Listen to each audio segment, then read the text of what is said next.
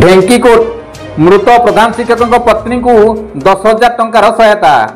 घटगां block पिपिड़िया panchayat बांकपाटुली प्राथमिक विद्यालय प्रधान शिक्षक डंबरधर महांत 50 मृतदेह गतकाली नरणपुर निकट रेल धारण मिलता।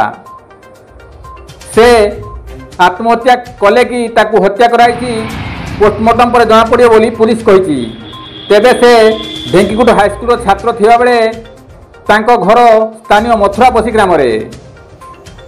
आज बांकपाटुली हाईस्कूल रे शिक्षक शिक्षयित्री छात्र छात्री माने शोक पालन करथिया बेले समस्ते कांदुथिबा देखा जाइथिला।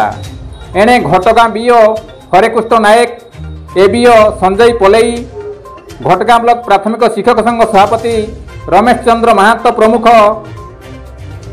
ग्राम रे पहुंची मृत प्रधान शिक्षक पत्नी गीतांजलि महांत को 10,000 टंकार सहायता प्रदान करथिबा जଣା पड़िछि।